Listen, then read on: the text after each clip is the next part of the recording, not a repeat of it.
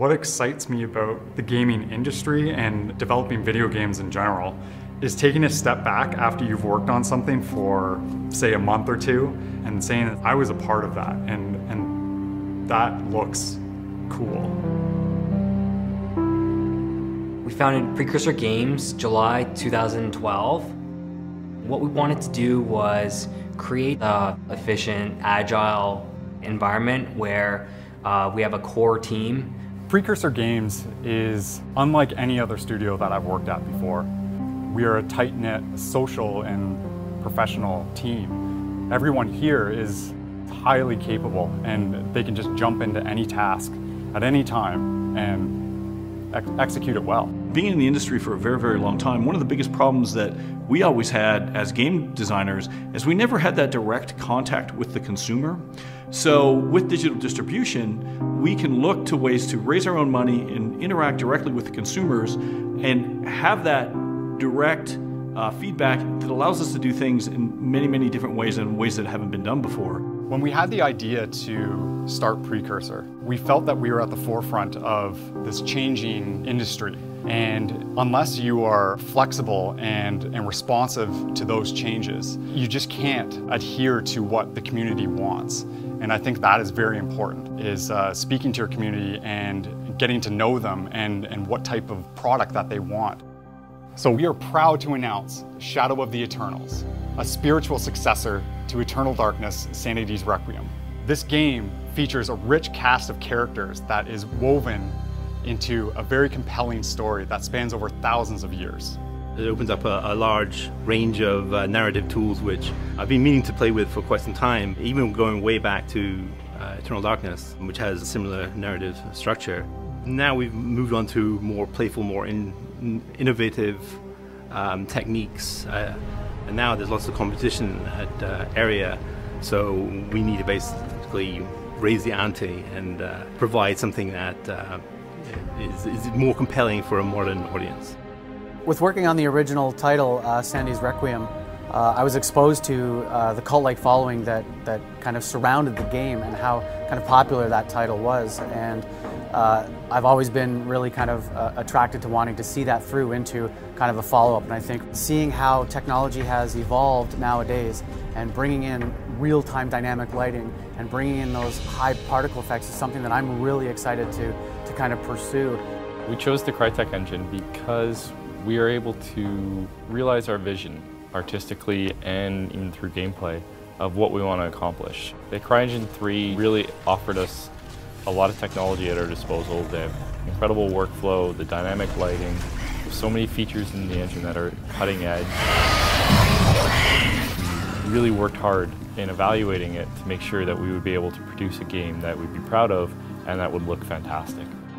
Precursor's been able to leverage some of the major features of the CryENGINE for use within their game, and they've been able to apply their skill, talent, and speed to produce already very high quality assets as well as gameplay.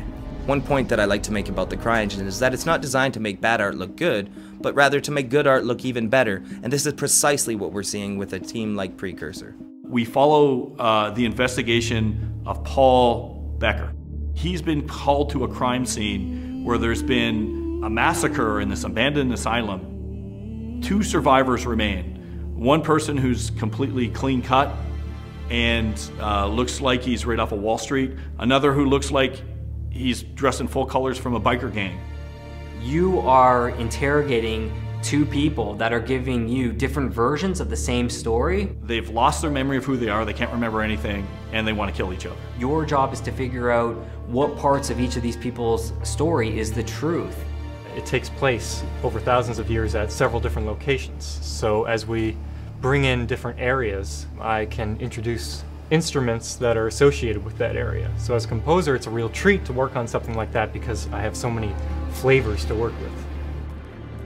We've layered on a lot of mystery, and even explaining it hopefully will not destroy the allure of wanting to discover it.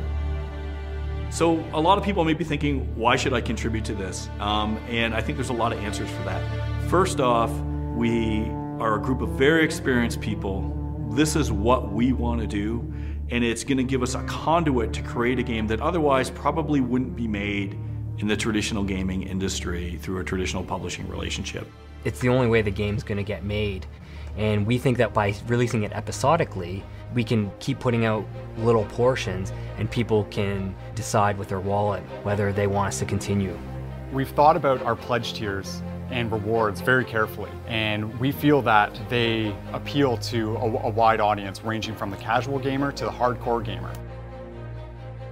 But for our early adopters, we are offering limited edition rewards, such as exclusive in-game items, as well as exclusive physical merchandise. You'll notice in our teaser trailer and our gameplay trailer, it says, in collaboration with the Order of the Unseen.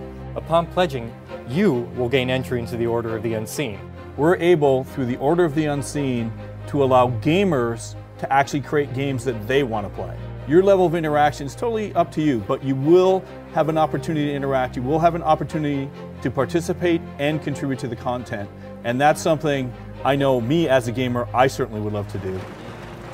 You open up the questions for people and they always have ideas, and people want their ideas to be heard. And I think this model does give us a chance to basically see what people want from a product and actually give it to them. So we would appreciate it very much, and we would throw all of our effort into satisfying you, as a consumer and as a gamer, to say, well, that was money well spent, and that contribution really helped make this game that I got tremendous enjoyment of. We need your help and contributions to make this game a reality, and we've come up with a list of great incentives in exchange for your support. For more information, go to shadowoftheeternals.com.